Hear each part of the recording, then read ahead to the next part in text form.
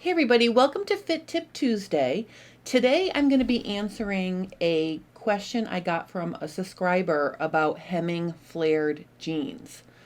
And actually I've got this question a couple of different times, and the challenge here is if you have a pair of jeans that has flared hem, or this could be a tapered hem, or it could be a pair of jeans that has some sort of detail near the hem where you can't cut off any of the fabric at the bottom, this is an option for you. Now I'm going to start out by saying right off the bat that this isn't ideal because it's going to create seams similar to those you see on leather jeans. So you can see these leather jeans here. There's a seam right below the knee. And the reason why leather jeans have that seam is because cow hides aren't generally long enough to cut out a full leg. So we're going to use that method to hem jeans that you don't want to touch the hem at all. And, you know, depending on the fabric and what's going on with your jeans, having a seam just below the knee is really not that noticeable. All right, so you can see in front of me, I have this jazzy pair of jeans. And at the bottom, at the hem, you can see it's got this sort of, I don't know if it's embroidered or decorative stitched detail here. So if I were to hem these jeans at all, I would lose some of this motif. So even though these aren't flared, the technique would be similar. So the first thing you're going to want to do is put your jeans on and measure how far from the waist to just below your knee, because that's the most inconspicuous place to put your seam and to take out the extra length. So on me, I'm going to just show you. I mean, I don't have these jeans on, but I'm just going to measure from my waist to just below my knee, like just below my kneecap. I have 18, 19, 20, 21, 22, 23 inches. So, you know, to get an accurate measurement, measure the jeans while they're on you. But what you're going to do is you're going to start at the waist and you're going to measure down that 23 inches. So here's 18, 19, 20, 21, 22, 23. Okay, so for me, if I was working with a regular pair of jeans without a motif, my 23-inch line would be right here. Now, obviously, with these unique jeans, I have this design. So I'm going to draw my line just a couple of inches below, or it's really like 1.5 inches below. But I just want to show you this so you get the idea. So what I'm going to do is I'm going to draw a line across the jeans. And, you know, if they're laying flat, okay, at this point, you can just cut straight through that. So I'm just going to go ahead and cut this off right on the line.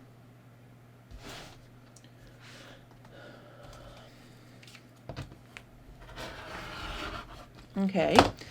The next thing you want to do is determine how much you want to shorten your jeans. So let's say in this case I wanted to shorten them 3 inches. Okay, do not cut off 3 inches. Okay, you can see I've got this queued up to cut. Don't do that because remember we have to figure in the seam allowances. So I'm going to use 1/2 inch seam allowances, which means I'm going to lose 1/2 inch up here and I'm going to lose 1/2 inch down here. So 1 inch of it is shortened just by the fact that we're going to sew it back together. So I'm actually going to draw a line 2 inches from my cut edge on that bottom piece, or the bottom leg. Okay, and then I'm going to cut it off. Probably didn't need to draw it, but you get the idea.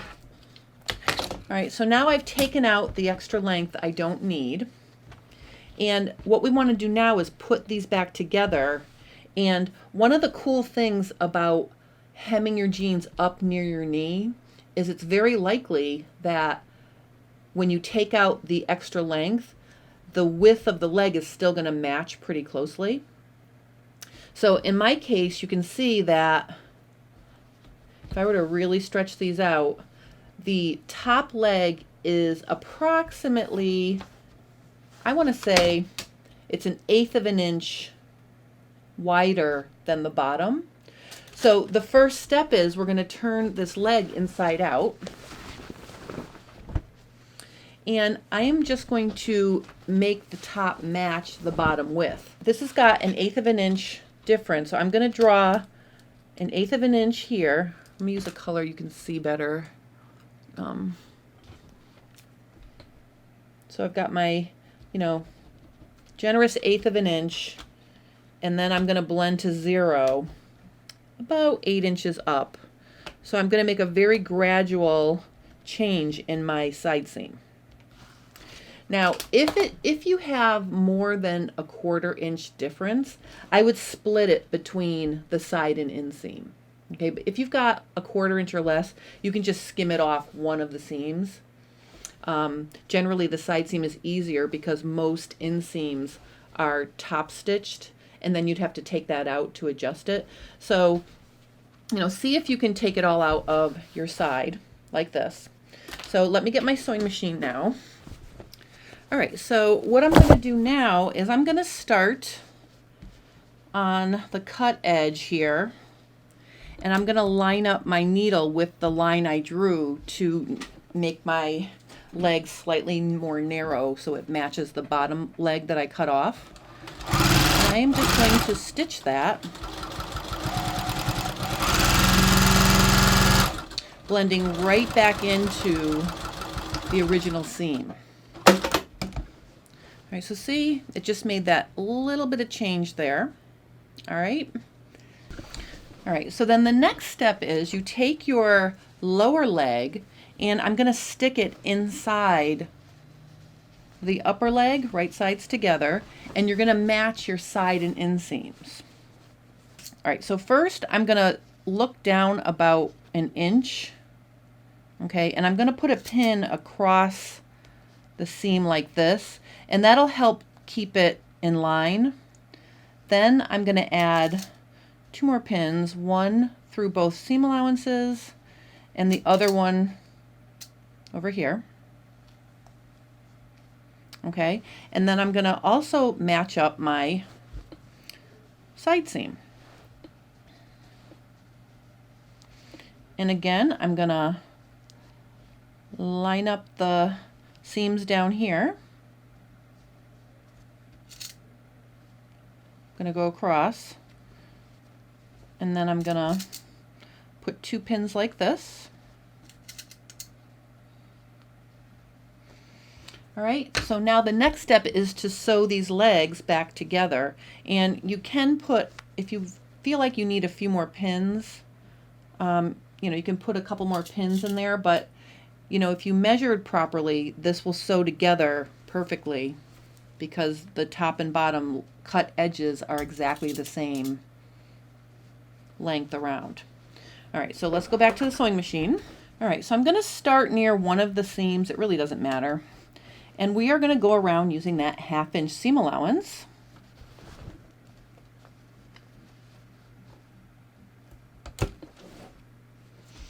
So I'm just going to start stitching. And as I get to my pins, I'm going to take them out. And when I'm on top of the actual seam allowances, I'm going to lift my presser foot, and I'm just going to make sure everything's laying flat.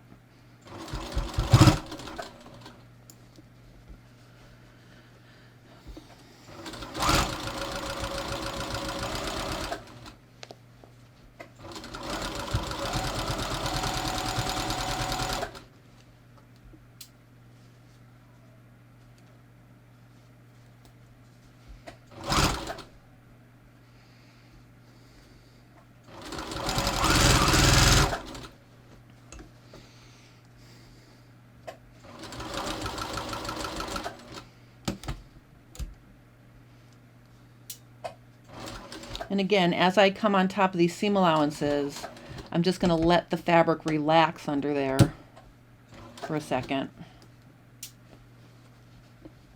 All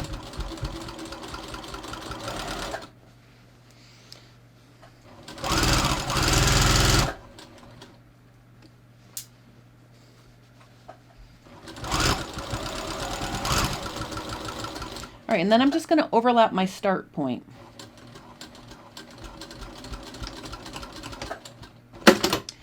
All right, so you can see that I matched my seams pretty well. I'm going to turn this inside out so we can press it. Now here's the thing. You saw how much this denim was already starting to fray. Denim really frays. So you're going to have to protect the edges of this denim from raveling when you wash. So either use a triple zigzag or use a 3-thread narrow on your serger and just finish those edges so they don't unravel. All right, so the next step is to press the seam, and we're going to do that with it inside out. I've put my leg on a sleeve board because that will allow me to press single layer. And I'm just going to press my seam allowance down. You know, if you're working with 100% cotton denim, you really don't have to worry about heat damage from the iron. But if you're concerned that there may be other fibers in there, use a clapper or my wonderful Point Perfect pressing tool to trap the heat, and that will make a nice crisp seam. So I'm just going to go around, steam, and flatten a little at a time.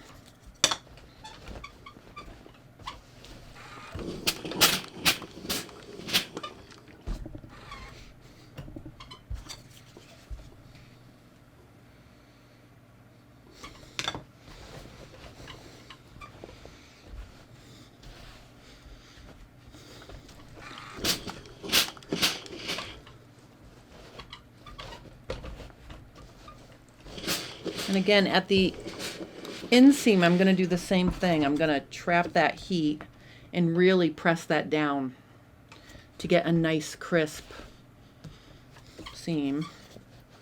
So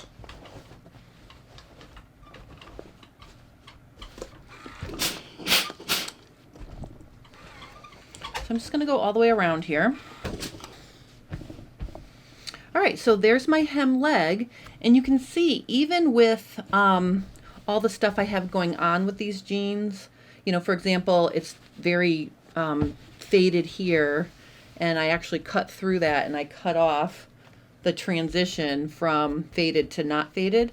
But I mean, in the big scheme of things, if you have a pair of jeans like this and you love either the big flare or the detail at the bottom, or you have really tapered jeans and you can't hem it down here, this is really not a terrible option.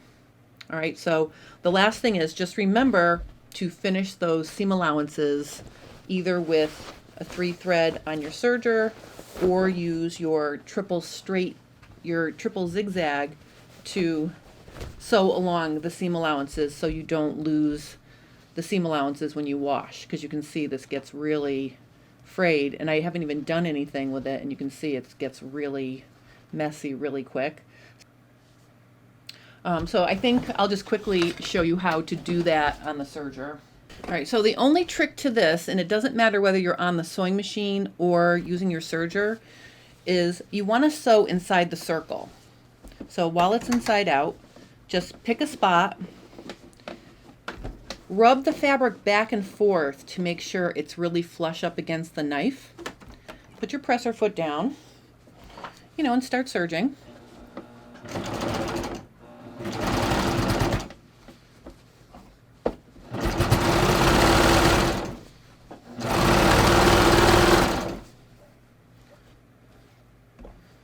I'm going to cut off all the hairs while I'm at it.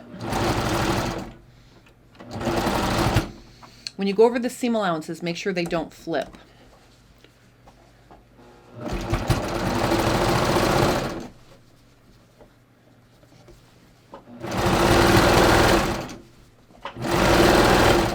Okay, so I'm at the start point. I'm going to cut my tail off. Then I'm going to put my knife down.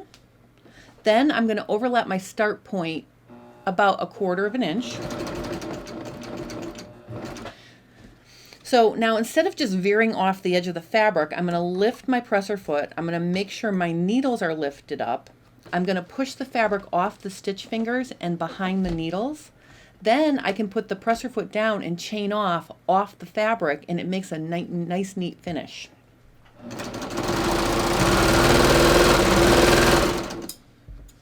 right, so let's take a look at that. All right, so see how nice and neat that start and finish point is? You can barely see it. Now these raw edges are protected. All right, so let me just review the important parts of this technique. First, put your jeans on, measure from the top of your waistband to about a ½ inch below your kneecap, because that's the least conspicuous place to make your, to add your seam. Then make sure you measure accurately on both legs so both seams are right next to each other. That'll make it look professionally done. After you determine the length that you need to take out of your jeans, make sure you consider the seam allowances. So in this example, I had 3 inches to remove, but I only cut out 2 inches because I had to account for the ½ inch seam allowances. And then make sure you finish those raw edges so they don't come unraveled when you throw the jeans in the wash. So that is my tutorial for how to hem jeans and maintain the flare, taper, or design at the hem. I hope you enjoyed this. If you have any questions or comments, please post them below. And I will see you next week for another Fit Tip Tuesday.